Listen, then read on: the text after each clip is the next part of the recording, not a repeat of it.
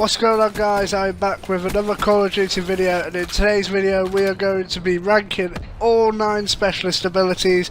Like, I don't know how long ago it was when we ranked all 9 specialist weapons. I think it was like 1 or 2 weeks ago, but we're going over to the abilities now. Like I said in the last video, I'm more safe with the weapons rather than the abilities, but I know that people in like arena or competitive, like the Call of Duty World League, they definitely use abilities because I think they know that you don't really need weapons. But like I said, I tend to be a lot safer with weapons, and I thought the abilities, they don't deserve to be left out regardless. And this is just going to be my opinion. This is my opinion, of course. Like, this doesn't mean that these are like the best or not. If there is one that you think, oh, it shouldn't be there, then let me know in the comment section. I like hearing your guys' opinions on things.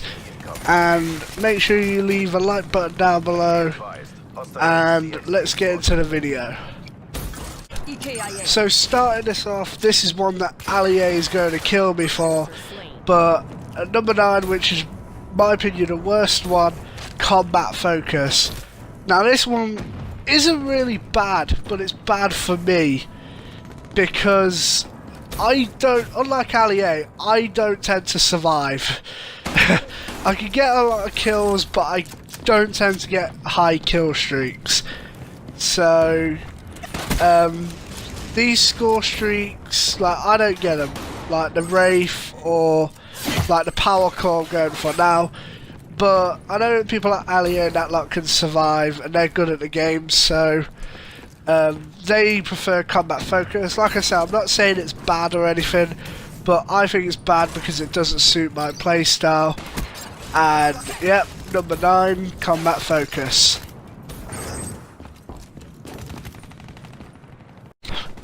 At number 8 spot, I decided to put Vision Pulse. And you guys will probably disagree with me on this one because I know a lot of you like Vision Pulse.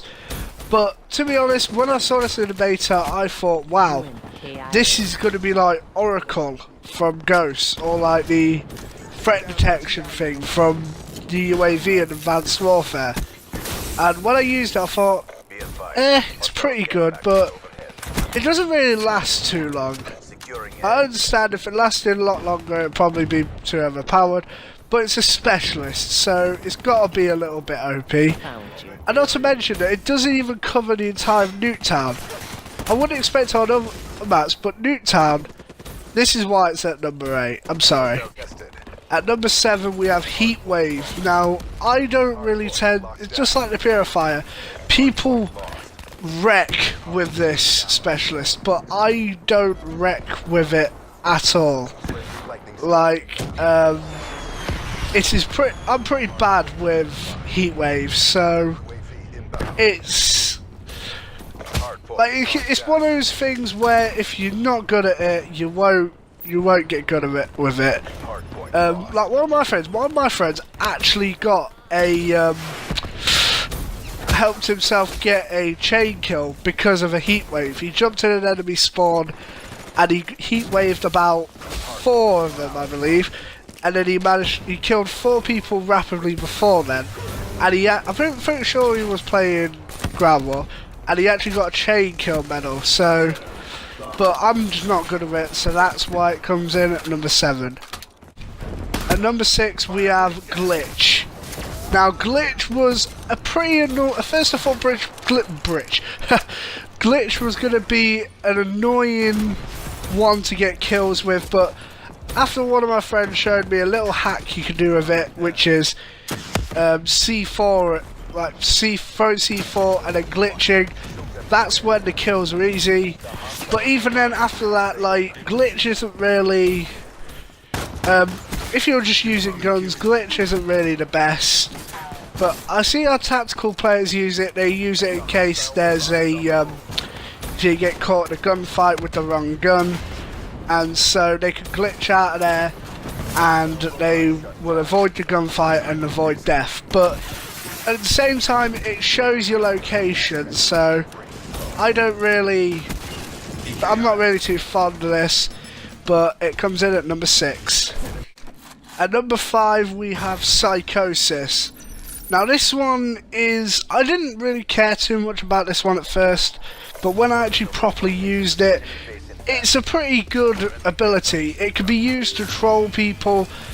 The game mode I have most success for in this is probably Uplink or Safeguard, especially Safeguard actually, I'm playing that right now. But obviously it lets you make free clones of you, and you can use them to like trick your enemies, thinking like, oh, which one's the real one, and they end up shooting a clone, and then you can just jump out and go, yep, this one's me, and then you just wreck them. And so again, this is probably the start of one of the good ones, I think. And at number 5, Psychosis is where it belongs. At number 4 we have Active Camo. Now at first I didn't like this one because I didn't like the sound of it, mainly because I thought it would be too overpowered, but to be honest it's not that difficult to see actually. It is pretty difficult from a distance, but if you're up close then you're bound to actually see it if you have a keen eye. I've been trolled by it sometimes, so even up close, so it isn't the most overpowered. I'm just saying, like, sometimes it stands out, but I love it because the times when I use it, it's usually against people who don't have a keen eye, and you could say like this one doesn't really belong on here because it's more pure luck, but I put it at number 4 anyway because it's my choice and it's where it belongs. At the number 4 spot, Active Camo. Good job. Another fall from grace. This one was one of my favourites at first, but now, when I mean one of my favourites, it still is, but the favourite. Coming in at number 3, we have Rejack. Now this was the one that everyone was using in the beta. It was overpowered as balls, but now it just doesn't seem as good. I still love using them. It's just like the gravity spikes. I still love using them. It's just, I don't know. It's something about it just doesn't feel that good. Yeah, I'm corner camping like a little bitch here, and yeah, it doesn't really go too well. But Rejack, it's still great, and it saves your bloodthirsty, so that's why it keeps its high spot. But the rest are just better, and it isn't as good as it used to be, so it stays at number 3. Coming in at number 2, we have Kinetic Armor. Now, if you've remembered the last few, you'll know by the process of elimination what number 1 spot is. But let's talk about not Active Camo, I mean Kinetic Armor. Now, Kinetic Armor, it's pretty obvious. It covers your entire chest and torso, well, your entire torso you could say, and it deflects bullets when activated. Well, I don't think it deflects them, it deflects them, but it doesn't actually cause damage. Now this one is easily one of the best for using melee weapons, because especially when getting bloodthirsty, like again I'm camping like a little bitch here just to get this bloodthirsty that I'm desperate for, and then Active Camo was enough that I needed to get that. And at number 2 we have Kinetic Armor. Now the number 1 spot, surprisingly this is number 1. Coming in at the number 1 spot we have Overdrive. Now at first I thought, wow, this is probably the most pointless specialist ever. Who the frick's gonna use this? It's just a bit of quick speed. But I've noticed I do better with this than I usually do with stuff like the gravity spikes or the Annihilator.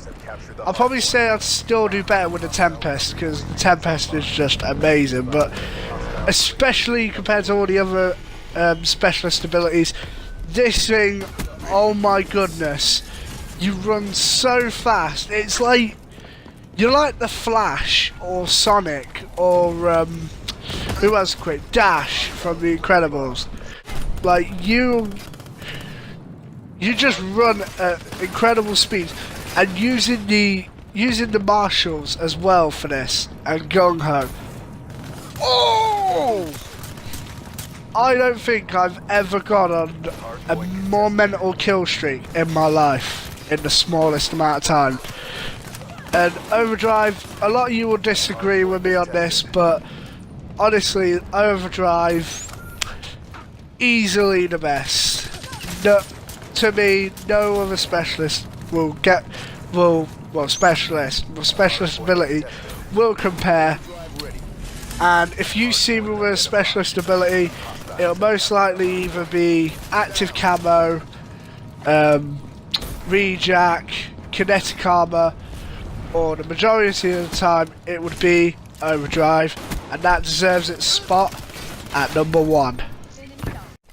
So yeah guys, that is my opinion on the worst to best specialist abilities. Thank you guys for watching. If you enjoyed, please leave a like down below. And like I said before, if you're a little bit upset that your specialist didn't make like where you wanted it to be, like some of you may have preferred combat focus or vision pulse or heat wave. If you think it should have been higher, then let me know in the comment section below. And if you're new, make sure you subscribe for more Call of Duty gameplay and videos such as top 10s and top 5s. That would be greatly appreciated. And also, let me know one thing. Should I do a full Easter egg hunt for DLC 3 when it comes out on PlayStation 4? Because I've been talking to a couple of people and they think I should do an Easter egg hunt. I don't know if I should or not, because I'm not really an Easter egg hunting guy. I usually just leave that to people like Mr. Darling JD and Mr. Ruffle Waffles, and I just literally watch their videos to find out about it, because without a doubt they're smarter than me at it. And yeah, but let me know in the comment section, should I try and find the Easter egg for DLC 3? Obviously I won't be able to find it all, but just find a couple of steps. So I don't think I actually did it for Descent. Like, I didn't actually send it in to Mr. Dark JD or anything, but I actually found, like, I think it was the steps up to the bit where you have to go outside the water. Yeah, I believe so. Thank you guys for watching, and I'll see you guys in the next one.